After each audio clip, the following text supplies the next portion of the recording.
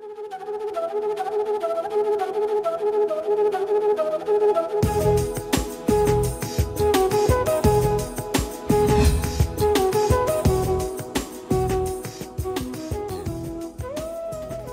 मैं हूं दिव्या, आपके साथ स्वागत है आपके सितारे में। आज नवरात्र का 5वां दिन है। आज मां के 5वें स्वरूप स्कंद माता की पूजा की जाती है। तो कैसे करें स्कंद माता की आराधना, ये हमें बताएंगे आचार्य जी। इसके अलावा आज के दिन में क्या कहती है आपकी राशि, ये बताएंगे आचार्य जी। तो देर कैसी, शुरू करते हैं आपके सितारे। क्या आप जानते हैं इस नवरात्र कैसे मिले कार्यों में सफलता? तो जानिए पंडित वैभव नाथ शर्मा से सफलता प्राप्ति के चमत्कारी उपाय। आपके सितारे में आप अपनी हर परेशानी का हल प्राप्त कर सकते हैं और अपने सवाल पूछ सकते हैं। स्टूडियो में साथ देने के लिए मौजूद हैं विश्वविख्यात ज्योतिषाचार्य और वास्तु शास्त्री पंडित वैभव नाथ शर्मा जी। आचार्य जी, बहुत बहुत स्वागत है आपका। जी नमस्कार। तो यदि आप भी अपनी कुंडली के ग्रह नक्षत्रों से परेशान हैं या कार्य व्यापार परिवार की चिंता कर रही है आपको परेशान, तो आप भी हमें कॉल कर सकते हैं। हमारे नंबर्स लगातार आपकी टेलीविजन स्क्रीन पर फ्लैश किए जा रहे हैं। आप हमें हमारे टोल फ्री नंबर पर भी कॉल कर सकते हैं। आप हमसे सीधी बात कर सकते हैं। हमारा टोल फ्री नंबर है 180010263003। आप इस नंबर पर मुफ्त में कॉल करें। इसके अलावा आप हमें हमारे लैंडलाइन नंबर्स 012046463332 और 012046463327 पर भी कॉल करके हमसे सीधी बात कर सकते हैं। तो चलिए सबसे पहले आचार्य जी से जानते हैं आज का पंचांग। जी बिल्कुल, आज का पंचांग इस प्रकार है। विक्रम संवत 2070 अश्विन मास चल रहा है और अश्विन मास के शुक्ल पक्ष की आज पंचमी तिथि है, बुधवार का दिन है, नक्षत्र है अनुराधा, योग है आयुष्मान और करण है बव। और चलिए आप सबसे पहले जान लेते हैं 12 राशियों का राशिफल, जिसमें बात करेंगे मेष राशि की। देखते हैं क्या कहते हैं उनके सितारे। मेष राशि वाले जातक लोगों के लिए आज की तिथि बहुत ही शुभ है, दिन बहुत शुभ है। आज के समय का, विशेष समय का लाभ उठाने का प्रयास करना चाहिए। आपके मित्र मंडली में वृद्धि हो सकती है, मातृ सुख में वृद्धि होगी, परिवार के लिए कोई नया वाहन खरीदा जा सकता है। एक और आज की तिथि में आय का और उसके साथ साथ भाग्य का, भौतिक सुखों का जो संयोग है वो बहुत अच्छा संयोग है आपके लिए, हर मायने में वृद्धि का सूचक है ये। तो इस समय का ज्यादा से ज्यादा लाभ लेने का प्रयास करना चाहिए। ओम कामारये नमः मंत्र का 108 बार जाप कर लेना आपके लिए सर्वोत्तम होगा। आज की तिथि में अपनी मेहनत में, परिश्रम में कमी ना करें। और अब जान लेते हैं अगली राशि के बारे में, यानी कि वृषभ राशि क्या कहती है उनका जातकों का आज का दिन। वृषभ राशि वाले जातक लोगों के लिए संतान पक्ष से संबंधित परेशानियां बनी रहने वाली हैं। ऋण प्राप्ति के लिए समय अनुकूल है। कार्य में निपुणता का भाव रख करके यदि आप कार्य करें तो सराहना प्राप्त कर सकते हैं। आय व आजीविका के पक्ष से आपके लिए आज का दिन शुभ रहने वाला है। लक्ष्यों की प्राप्ति के लिए दृढ़ संकल्प होकर के कार्यरत रहने से आपको भाग्य का भी बहुत अच्छा सहयोग अपने कार्य क्षेत्र में मिल सकता है। आज की तिथि को शुभ बनाने के लिए ओम अंधकासुर सूदनाय नमः मंत्र का 108 बार जाप कर लेना आपके लिए सर्वोत्तम होगा। आज जल्दीबाजी में कोई बड़े निर्णय न करें। और चलिए अब जान लेते हैं मिथुन राशि वालों का कैसा रहेगा आज का दिन। मिथुन राशि वाले जातक लोगों के लिए आज की तिथि में बौद्धिक कार्यों में आपका मन कुछ कम ही लगने वाला है। विश्लेषण से जुड़े कार्यों में त्रुटियां भी हो सकती हैं। ऐसे में अपने से अनुभवी व्यक्ति या विशिष्ट जनों का सहयोग लेना लाभकारी रहने वाला है। आजीविका कार्यों के लिए यात्राएं या शहर से बाहर जाने का संयोग भी आज बनेगा। व्यवसाय संबंधी सभी कर्तव्यों का कुशलता से पालन करना चाहिए। आज की तिथि को शुभ बनाने के लिए ओम गंगाधराय नमः मंत्र का 108 बार जाप कर लेना आपके लिए सर्वोत्तम है। जो बड़े कॉन्ट्रैक्ट्स, कोई बड़े अनुबंध आज आप करने वाले हैं तो बहुत सोच समझ करके, उसके नियम, उसके सारे क्लॉजेस समझ करके तभी ऐसे कोई अनुबंध साइन करें। और चलिए अब जान लेते हैं कैसा रहेगा कर्क राशि वालों का दिन।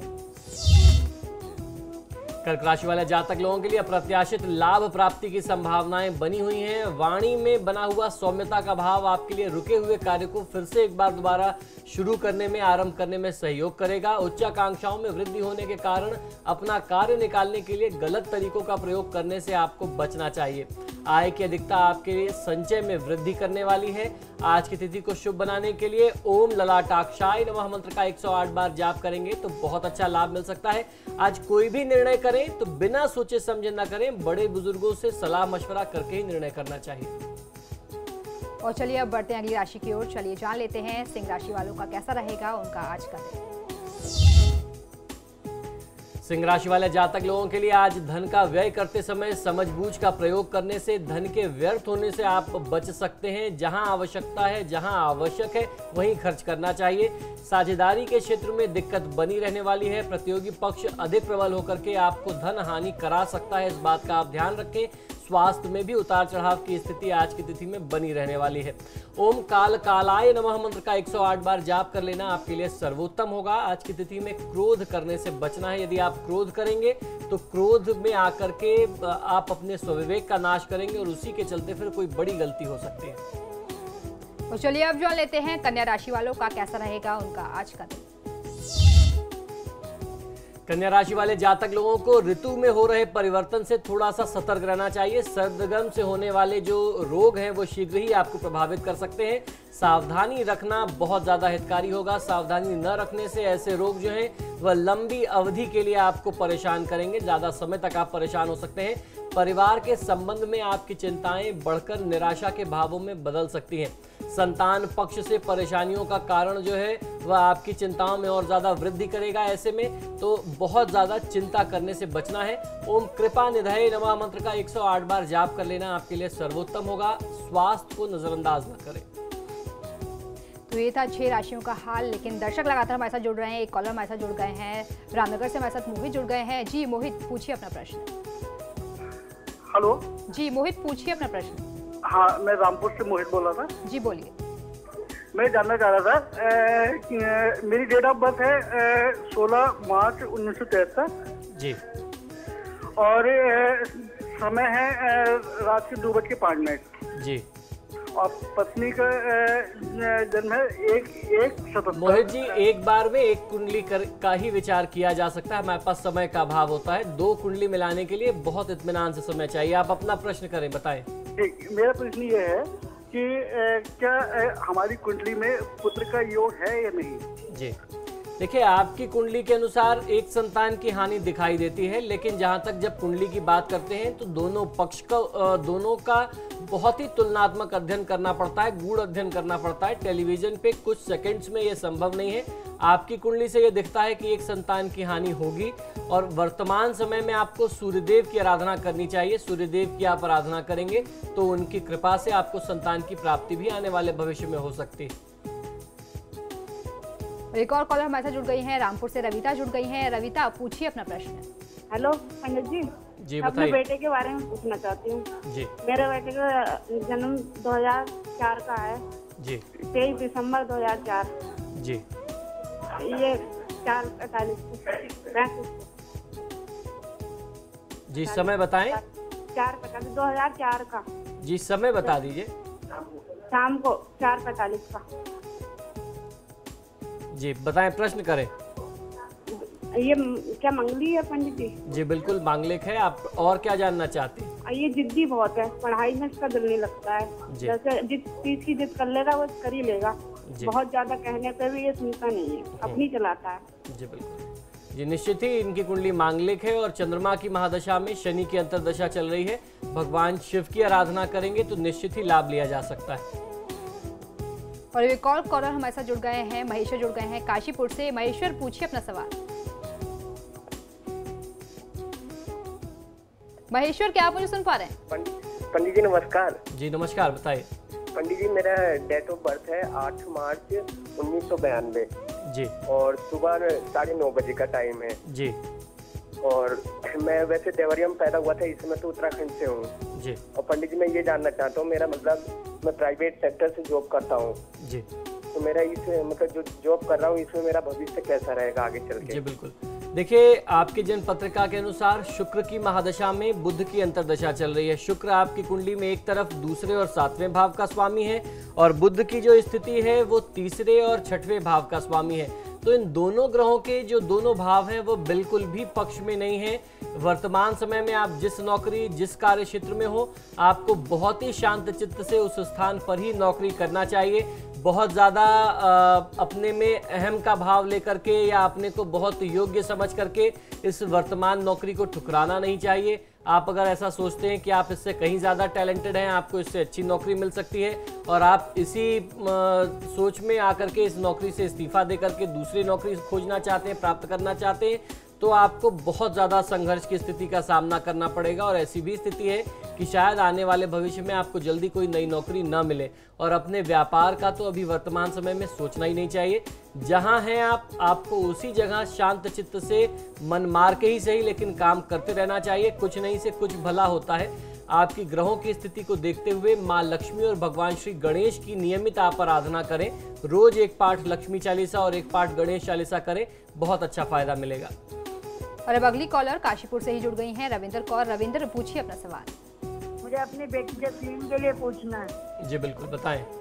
1987 जी 28 अक्टूबर 2:10 जी। ये समय दिन का है या रात का है? दिन का। जी बताएं, क्या जानना चाहती हैं? दिन का। जी, क्या प्रश्न क्या है बताइए।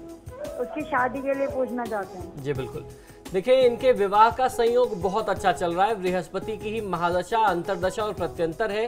इसका मतलब है कि बृहस्पति की दशा जो है अभी ही आरंभ हुई है। इस समय में विवाह का बहुत अच्छा संयोग बनता है। आपके लिए एक बहुत छोटा सा उपाय है कि गुरुवार के दिन केले के वृक्ष की पूजा करें। कन्या, बहुत अच्छा फायदा मिल सकता है। पीले वस्त्र धारण करना चाहिए। गुरुद्वारे में या कहीं मंदिर में जाकर के गुरुवार के दिन किसी गरीब व्यक्ति को भरपेट भोजन कराएं एक समय का, बहुत अच्छा फायदा मिलेगा। और अब अगली कॉलर इलाहाबाद से हमारे साथ जुड़ गई हैं, श्वेता जुड़ गई हैं। श्वेता, पूछिए अपना सवाल। पंडित जी नमस्कार। जी नमस्कार, बताइए। पंडित जी, मुझे ये पूछना है कि हम मंदिर में केली का वृक्ष रखना चाहते हैं, तो इसकी रखने की विधि बता दीजिए। जैसे कि हम गुरुवार के दिन केला और केली का वृक्ष ले आए और मंदिर में रख दें, तो मंदिर में किस जगह रखें, उसका मुख केला केली का किस तरफ हो, मेरा किस तरफ हो, और रखने के बाद हम उसमें जल डालें या दीपक दें, क्या करें, मुझे अच्छे से बता दीजिए। देखिए, इसमें कोई बहुत चिंता का विषय नहीं है, कोई बहुत बड़ी बात नहीं है। केले का वृक्ष ला करके जहां भी आपको उचित स्थान मिलता है वहां रखना चाहिए। शास्त्र सम्मत तो यही है कि आप ईशान कोण में रखें। अगर गमला बहुत बड़ा नहीं है, वृक्ष बहुत भारी नहीं है, तो आप ईशान कोण में रख सकते हैं। अगर अब मान लीजिए कि ईशान कोण में कंस्ट्रक्शन है, कोई निर्माण है, वहां स्थिति ना बनती हो, तो जो भी खुला स्थान मिले आप वहां रखें। जल चढ़ाना या दीपक चढ़ाना, इसमें कोई एक चीज नहीं करना होता है। जल आपको नियमित चढ़ाना है, दीपक आप गुरुवार के दिन जला सकते हैं। इसमें मुख का भी कोई ऐसा नहीं है कि वृक्ष का मुख किधर होना चाहिए, ये सब भ्रांतियां हैं। देखिए, आम व्यक्ति इन्हीं चीजों में फंस करके इतना ज्यादा कंफ्यूज हो जाता है और आपकी इन्हीं मान्यताओं को, इन्हीं धारणाओं को फिर और बाकी सारे लोग जो हैं, बाकी कोई ज्योतिषी होगा वो आपको जो है बरगलाएगा, आपको और ज्यादा शोषित करेगा कि आपने ये तो गलत कर दिया, आपने तो मुख गलत कर दिया। ऐसा कुछ नहीं होता है, वृक्ष का कोई मुख नहीं होता है। आप दिशा देख करके लगाइए, पूर्व या उत्तर में लगाएं, आपको लाभ मिलेगा। बेहतर यह है कि आप ईशान कोण में रखें। जल आपको नियमित देना है। दीपक, देसी घी का दीपक आप गुरुवार के दिन जलाएं, लाभ मिलेगा। आपका मुख किसी भी दिशा में हो सकता है। और अब अगले कॉलर देहरादून से हमारे साथ जुड़ गए हैं, सुभाष जुड़ गए हैं। सुभाष, क्या पूछना चाहेंगे आप? चलिए, लगता है इनसे हमारा संपर्क नहीं हो पा रहा है। एक छोटे से ब्रेक के लिए हम यहाँ पर रुक रहे हैं, लेकिन ब्रेक के बाद भी देखते रहिए आपके सितारे।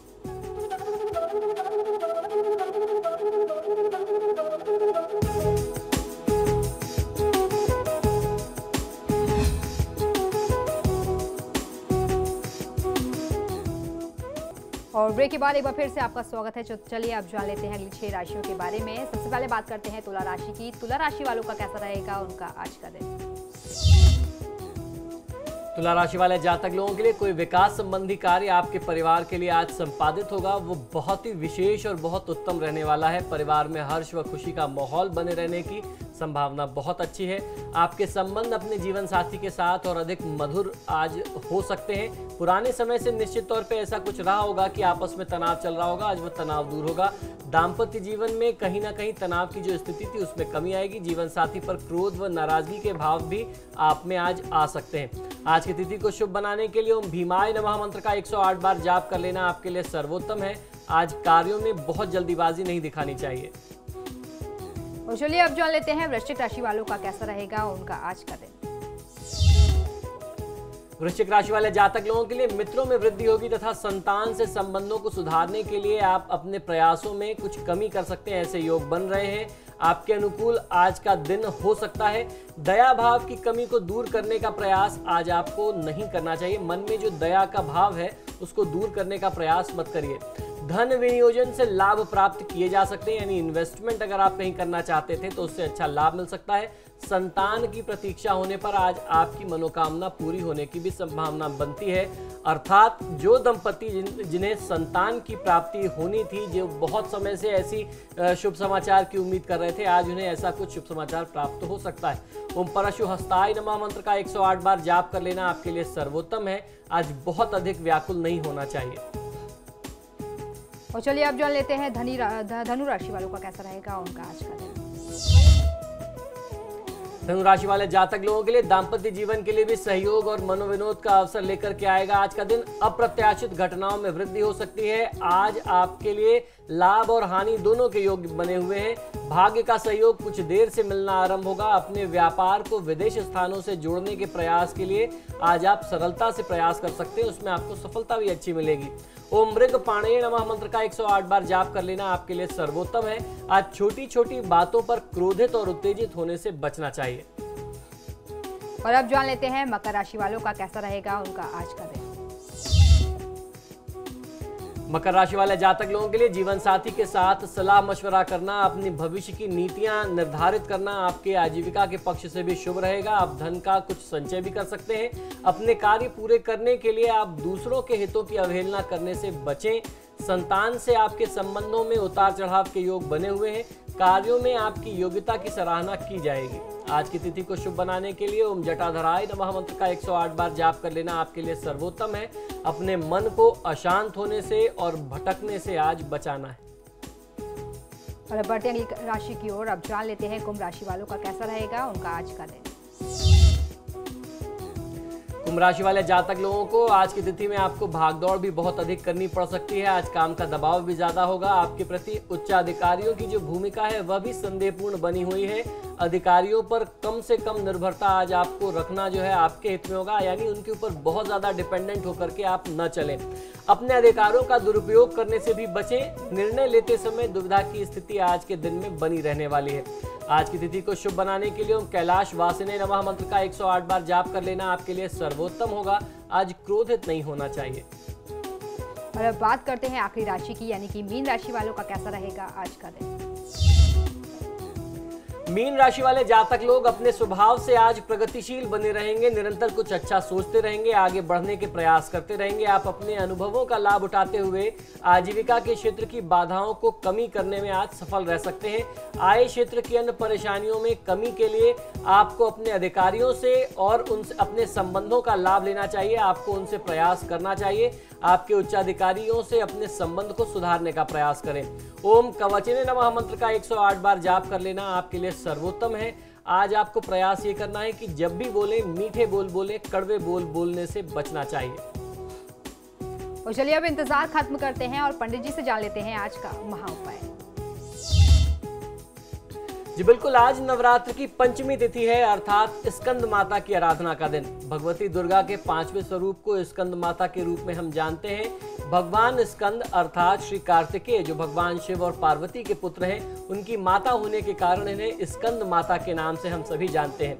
स्कंद मात्र स्वरूपिणी देवी की 4 भुजाएं हैं। ये दाहिनी तरफ की ऊपर वाली भुजा से भगवान स्कंद को अपने गोद में लिए हुए हैं। बाईं तरफ की ऊपर वाली भुजा जो है वर मुद्रा में उठी हुई है तथा नीचे वाली भुजा जो है वह ऊपर की ओर उठी हुई है। उसमें भी कमल पुष्प लिए हुए हैं, सुशोभित हैं। ये कमल के आसन पर विराजमान रहती हैं। इसी कारण इन्हें पद्मासना देवी भी कहते हैं। माता की सवारी, स्कंद माता की सवारी जो है वह सिंह है, अर्थात वाहन इनका जो वाहन है वह सिंह है। स्कंद माता की उपासना से बाल स्वरूप स्कंद भगवान की उपासना भी स्वयं अपने आप में हो जाती है।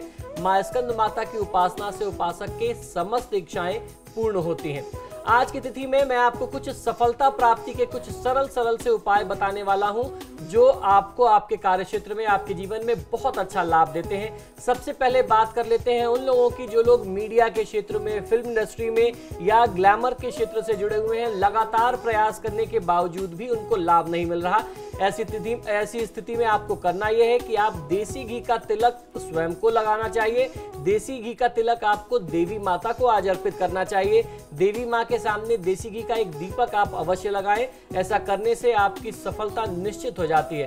अर्थात आपको करना यह है कि एक छोटे से पात्र में देसी घी ले लीजिए। सबसे पहले माता को तिलक लगाएं, फिर स्वयं को लगाएं और एक दूसरा देसी घी का दीपक माता के समक्ष आप जलाएं तो आपको लाभ मिलेगा।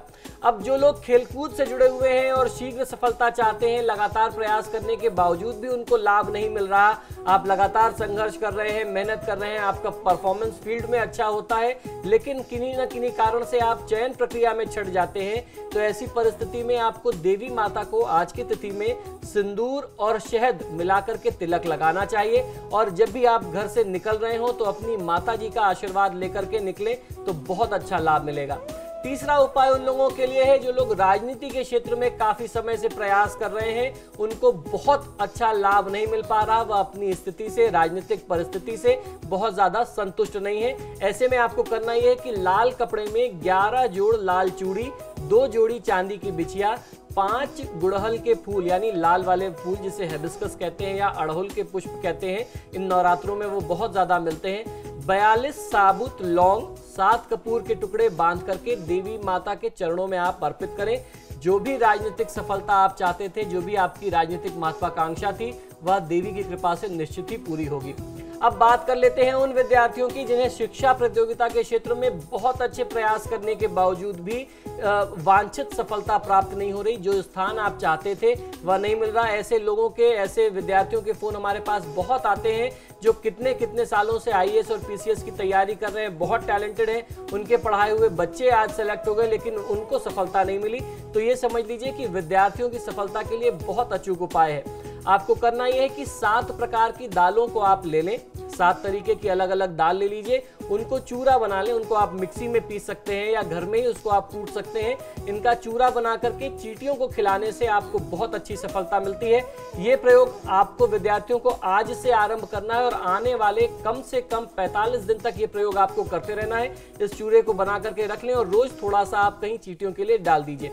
अब मैं जो उपाय बता रहा हूं ये आम जन के लिए, यानी किसी भी क्षेत्र में सफलता में यदि आपकी बाधा आ रही है, आप कोई भी कार्य करते हैं, किसी भी पेशे से जुड़े हुए हैं, तो किसी भी कार्य में बाधा को दूर करने के लिए प्रयोग बहुत माना हुआ प्रयोग है। आपको करना यह है कि कुमकुम, कपूर, सिंदूर, घी, मिश्री और शहद, इन सबको मिलाकर के एक तिलक बना लें।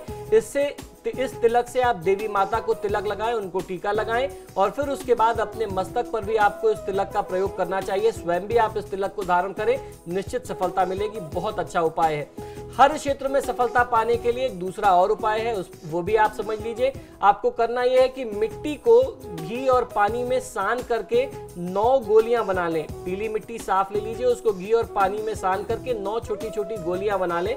इन गोलियों को छाए में सुखा लें, आपको धूप में नहीं सुखाना है। इन गोलियों को पीले सिंदूर की कटोरी में भर करके देवी माता के चरणों में अर्पित कर दीजिए। आज आप अर्पित करेंगे तो आप आगे वाले दिनों में इनको डिस्टर्ब नहीं करेंगे, इनको छुएंगे नहीं। नवमी के दिन इन गोलियों को आप उठा लेंगे और नदी में विसर्जित कर देंगे और सिंदूर को संभाल करके रख लीजिए। हर जरूरी, हर आवश्यक काम पे जाते समय सिंदूर का टीका आप स्वयं लगा करके जाएं, निश्चित सफलता प्राप्त होगी। दर्शकों, आपका बहुत बहुत शुक्रिया, आपने हमें कॉल किया। आचार्य जी, आपका भी बहुत बहुत शुक्रिया, आप हमारे स्टूडियो में आए, दर्शकों को इतनी महत्वपूर्ण जानकारी दी। जय माता दी। तो आपके सितारे में फिलहाल इतना ही। देखते रहिए समाचार प्लस। नमस्कार।